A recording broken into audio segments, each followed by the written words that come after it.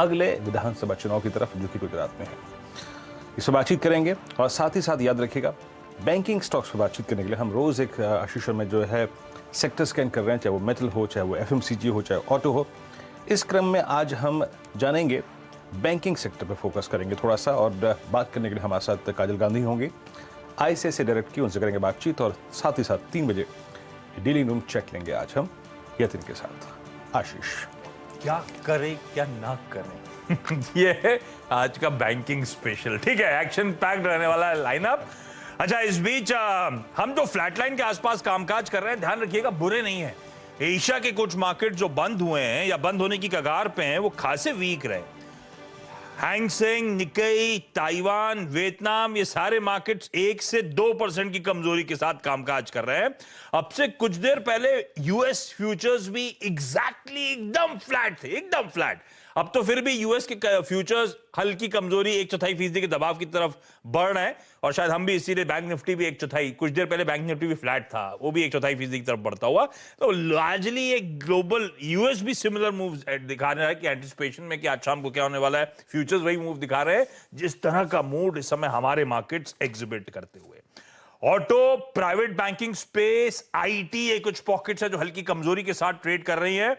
आज का हीरो तो खैर फार्मास्यूटिकल है, इस पे हम लोग बहुत डिटेल में आगे चर्चा करेंगे। पहले निफ्टी बैंक की स्ट्रैटेजी कर ली जाए, उसके बाद फार्मास्यूटिकल की फोकस होगा। फार्मा नहीं, फार्मा और हेल्थ केयर, मेटल्स ठीक कर रहे हैं। प्राइवेट बैंक दबाव में, तो सरकारी बैंक थोड़ा सा बेहतर ट्रेड करते हुए आपको नजर आएंगे।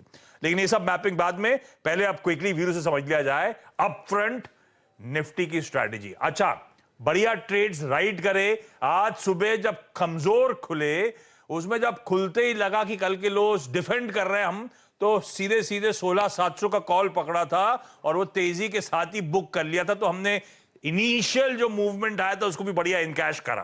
फिर वो ट्रेड तो एकदम सटीक पड़ गया, जेब में पैसा आ गया। अब एकदम अब तो खैर हम वीकेंड की तरफ बढ़ रहे हैं, राइटर्स हावी होंगे आई एम श्योर। लेकिन अब रणनीति क्या हो निफ्टी पे, पहले बताएं।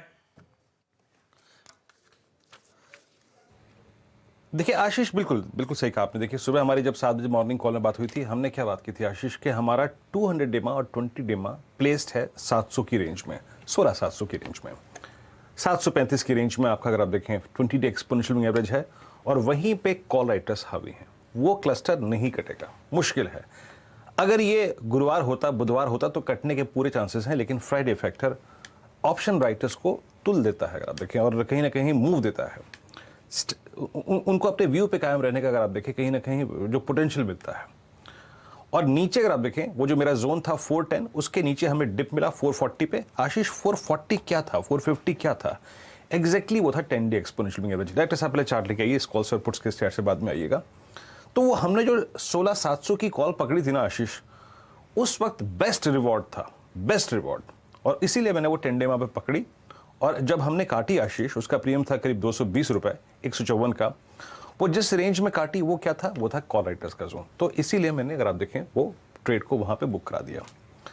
आइए जरा आशीष आप देखिए जरा, 3 कॉल 3 पुट्स आपके स्क्रीन पर रिफ्लेक्ट होंगे, और आपको बिल्कुल अगर आप देखें इजीली मालूम चलेगा कि 3:30 तक का गेम किस प्रकार का हो सकता है। आशीष ये देखिए 16,700 पे और 800 पे कॉल राइटर्स देखिए, और इवन 16,900 पे, लगभग 16,700 और 800 के बीच डायरेक्ट दोनों कॉल्स और पुट्स के